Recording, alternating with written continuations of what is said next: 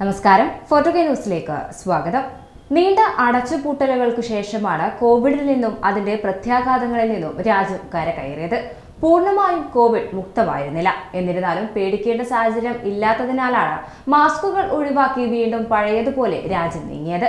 എന്നാൽ ഇപ്പോഴിതാ വീണ്ടും കോവിഡ് കേസുകളിൽ വർധന എന്ന വാർത്തകളാണ് പുറത്തുവരുന്നത്. മറ്റെവിടെയുമല്ല, കേരളത്തിലാണ്. സംസ്ഥാനത്ത് വീണ്ടും കോവിഡ് ബാധിച്ച് ഒരാൾ മരിച്ചു എന്ന റിപ്പോർട്ടുകളാണ് ഇപ്പോൾ പുറത്തുവരുന്നത്. കോഴിക്കോട് കുന്നുമ്മൽ വട്ടോളിയിൽ കളിയാട്ടുപറമ്പത്ത് കുമാരനാണ് കഴിഞ്ഞ ദിവസം മരിച്ചത്. ആരോഗ്യ പ്രശ്നങ്ങളെ തുടർന്ന് കോഴിക്കോട് മെഡിക്കൽ കോളേജ് ആശുപത്രിയിൽ ചികിത്സയിലായിരുന്നു. മരണശേഷം നടത്തിയ പരിശോധനയിലാണ് ഇയാൾക്ക് കോവിഡ് സ്ഥിരീകരിച്ചത്. അതേസമയം കഴിഞ്ഞ ദിവസം കണ്ണൂർ പാനൂരിലും കോവിഡ് ബാധിച്ച് ഒരു വ്യാപാരി മരിച്ചിരുന്നു. തുടർന്ന് ആരോഗ്യവകുപ്പ് ജാഗ്രതാ നിർദ്ദേശം നൽകുകയും ചെയ്തു. പാനൂർ പാലക്കണ്ടിയിലെ 80-കാരനാണ് കോവിഡ് ബാധിച്ച് മരിച്ചത്. ശ്വാസതടസ്സത്തെ തുടർന്ന് സ്വകാര്യ ആശുപത്രിയിൽ ചികിത്സയിലായിരുന്നു. മരണത്തെ തുടർന്ന് നടത്തിയ പരിശോധനയിലാണ് ഇയാൾക്കും കോവിഡ് സ്ഥിരീകരിച്ചത്. ഭയപ്പെടേണ്ട സാഹചര്യമില്ലെന്നും ജാഗ്രത പാലിക്കണമെന്നും മെഡിക്കൽ ഓഫീസർ അറിയിച്ചിരുന്നു.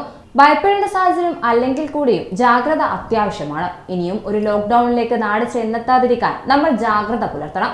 അതിനിടെ അമേരിക്കയിലും മറ്റും അടുത്തിടെ പടർന്ന JN1 എന്ന കോവിഡ് വൈറസ് വകഭേദം സംസ്ഥാനത്തും സ്ഥിരീകരിച്ചതായി ഗവേഷകർ അറിയിച്ചിരുന്നു. ഇന്ത്യൻ SARS-CoV-2 ജിനോമിക്സ് കൺസോർഷ്യം ആണ് ഇത് സംബന്ധിച്ച ഡേറ്റ പുറത്തുവിട്ടത്. അതിവേഗം പകരുന്ന വകഭേദമായാണ് JN1-നെ ആരോഗ്യ വിദഗ്ധർ കണക്കാക്കുന്നത്. BA.2.86 വകഭേദത്തോട് ഏറ്റവും അടുത്തു നിൽക്കുന്നതാണ് JN1. പകർച്ചാശേഷി കൂടുതലായതിനാൽ രോഗികളുടെ എണ്ണം ഉയരാൻ ഈ വകഭേദം കാരണമായേക്കും. നിലവിലുള്ള വാക്സിനുകൾക്ക് ഇതിനെ പ്രതിരോധിക്കാനാവുമെന്നാണ് വിദഗ്ധരുടെ അഭിപ്രായം. പകർച്ചപ്പനിക്കൊപ്പം സംസ്ഥാനത്ത് കോവിഡ് ബാധിതരുടെ എണ്ണവും ഉയരുന്നതായി കഴിഞ്ഞ ദിവസം റിപ്പോർട്ട് പുറത്തു വന്നിരുന്നു. കേന്ദ്ര ആരോഗ്യ മന്ത്രാലയത്തിന്റെ കണക്കുകൾ പ്രകാരം സംസ്ഥാനത്ത് ബുധനാഴ്ച ചികിത്സയിലുള്ളത് 949 പേരാണ്. പ്രതിദിന രോഗബാധിതരുടെ എണ്ണം 100-നും 150-നും ഇടയിലാണെന്നും റിപ്പോർട്ടിൽ പറയുന്നു. ഒരു മാസത്തിനിടെയാണ് രോഗികളുടെ എണ്ണം ഇത്രയും അധികം ഉയർന്നത്. രാജ്യത്ത് ചികിത്സയിൽ കഴിയുന്ന കോവിഡ് ബാധിതരിൽ ഏറ്റവും കൂടുതൽ റിപ്പോർട്ട് ചെയ്തിരിക്കുന്നത് കേരളത്തിലാണ്. 1091 പേരാണ് രാജ്യത്ത് ആകെ ചികിത്സയിലുള്ളത്.